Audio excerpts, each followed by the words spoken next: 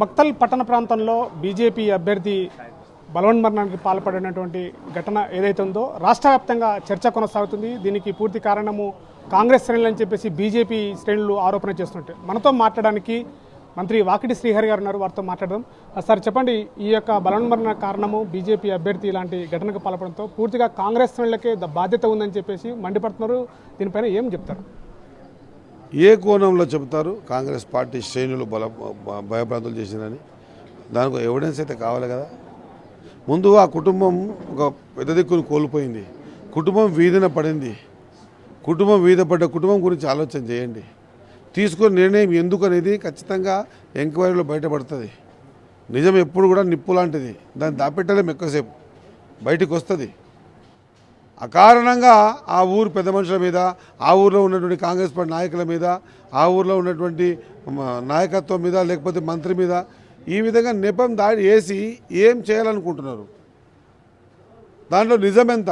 నేను అడుగుతా ఉన్నా, దాంట్లో నిజం ఎంత? ఆ ఊర్లో ఉన్న పెద్ద మనుషులంతా కూడా నిలబడే ముగ్గురు కూడా ఒకటే కుటుంబం కలిసి నిలబడ్డారు కదా. ఇద్దరు కూడా మీకు ఖచ్చితంగా ఇద్దరు వచ్చిర్రా, ఇద్దరిని కాదనలేము, ఇద్దరికి సరి సమానం ఓట్లు వేస్తాం, తర్వాత దైవ నిర్ణయం అని చెప్పేసి అంత పెద్ద మనసుతో ఆ ఊరి ప్రజలందరూ కూడా ఆదరిస్తే, ఓటేనికి వచ్చినప్పుడు మాట ఇస్తే, ఆ పెద్ద మనుషులను పట్టుకొని మీ ఊరిలో ఉన్న పెద్ద మనుషుల అరాచకం వల్లనే అని, కాంగ్రెస్ పార్టీ పెద్ద నాయకుల వల్లనే కానీ ఆ ఊరి మధ్యలో విభేదాలు సృష్టించి ఏం చేయాలనుకుంటున్నారు? మొన్న పార్లమెంట్ ఎలక్షన్స్లో అంతదిగా మెజార్టీ ఆ ఊరు మీకు ఇచ్చినందుక ఈ అరాచ్మెంట్ అంతా ఎందుకో నాకైతే తెలియదు. కానీ నిజం బయటకు వచ్చినప్పుడు తద్వారా ఆ నిజాన్ని, దానికి దాగి ఉన్నటువంటి విషయాన్ని బయటకు వచ్చినప్పుడు ఎవరైనా సరే బలవత్ మరణం కానీ లేదా సహజ మరణం కాకుండా ఎవరి పోద్భ్రం వల్ల వచ్చినా లేకపోతే ఎవరు ప్రేరేపించిన మరణం చెందినా ఖచ్చితంగా వాళ్ళు శిక్షకు అర్హులు. తుదకు రాష్ట్రం అంతైనా నేను సిద్ధంగా ఉన్నా. ఆయనకు ఆ నామినేషన్ నుంచి నేను ఫోన్ చేయడం కానీ అంతకంటే ముందు నేను ఇప్పుడు ఆయనకు ఫోన్ చేసి ఉంటే ఆయన చూసిందే మొదటిసారి. ఈరోజు నేను సెల్ ఫోన్లా ఒక ఎటపడితే అట్లా మాట్లాడి బురద జల్లడం అనేది ఇది సరైనది కాదు. ఆ గ్రామ ప్రజలు నిజంగా కూడా బాధపడుతూ ఉన్నారు. ఈ విషయం మేము ఊరడం అంతా కూడా వాడిపోయిందని బాధపడుతూ ఉంటే దీని మక్కలు ఈ విధంగా రాద్దంతం చేస్తున్నారని బాధపడుతూ ఉన్నారు. ఖచ్చితంగా నిజం బయటకు వస్తుంది, చట్టం తన పని తను చేస్తుంది. 100% కావాల్సిన బిడ్డతను కాకుండా భారతను కూడా కాంప్లైంట్ తీసుకోండి. నేను ప్రభుత్వంలో ఉన్నా కాబట్టి ఆదేశిస్తూ ఉన్నా. ఖచ్చితంగా ఎంక్వైరీ చేద్దాం. ఎంక్వైరీ చేసిన తర్వాత ఎవరిని వదిలేది లేదు, ఎవరిని వదిలే ప్రసక్తే లేదు. ఈ మాట మనం తెలియజేస్తూ ఉన్నా. దయచేసి చందాపురం గ్రామంలో అన్నదమ్ముల్లాగా బతికిన గ్రామం మధ్యలో విద్వేషాలు విభేదాలు పెంచకండి మాత్రం తెలియజేస్తాం. అంటే ఒకవేళ పాల్పడకపోతే, ఇలాంటి ఒత్తిళ్లకు పాల్పడకపోతే కాంగ్రెస్ శ్రేణులు హుటాహుటిన ఎందుకు కేసు పోలీసులు నమోదు చేసుకొని విచారణ చేపడుతున్నారు? అంతే అవసరం ఏమొచ్చిందని చెప్పేసి ఎంపీ డీకే అన్న ప్రశ్నిస్తున్నారు.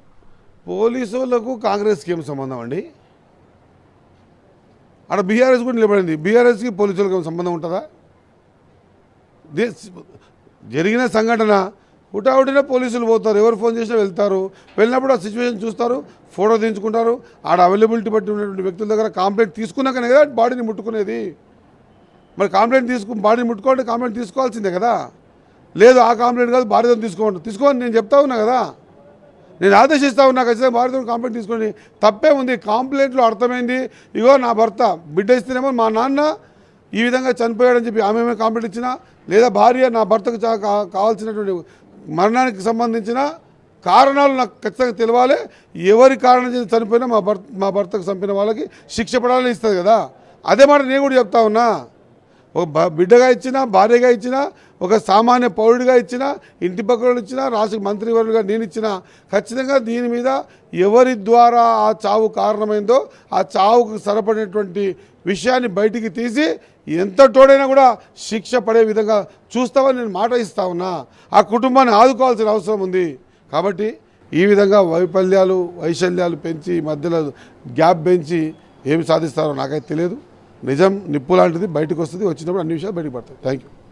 ఇది ఇట్లా బీజేపీ అభ్యర్థి ఎవరైతున్నారో అతను బలవన్మరణ అనేటువంటి కారణాలు అయితే వెలికి తీయాలి. ఒక మంత్రిగా నేను కూడా పోలీసులకు చెప్తున్నాను, ఈ యొక్క దీనిపైన వెనుక ఉన్నటువంటి కారణాలు ఏమైనా బలమైనటువంటి కారణాలు వెలికి తీయాలి, దానికి ఒత్తిడికి పాల్పడినటువంటి వ్యక్తులు ఎవరైనా వాళ్ళను కూడా శిక్షించాలని కూడా నేను కోరుతున్నాను. కానీ కాంగ్రెస్ పైన, కాంగ్రెస్ ప్రభుత్వం పైన కూడా ఇలాంటి అబండాలు వేయడం అనేది సరికాదు. దీని పట్ల మీ యొక్క వైఖరి ఎంతో చెప్పాలని కూడా చెప్తున్న రాష్ట్ర మంత్రి వాకిటి శ్రీహరి గారు చెప్తున్నటువంటి పరిస్థితి. అసలైన తొలి వెలుగు.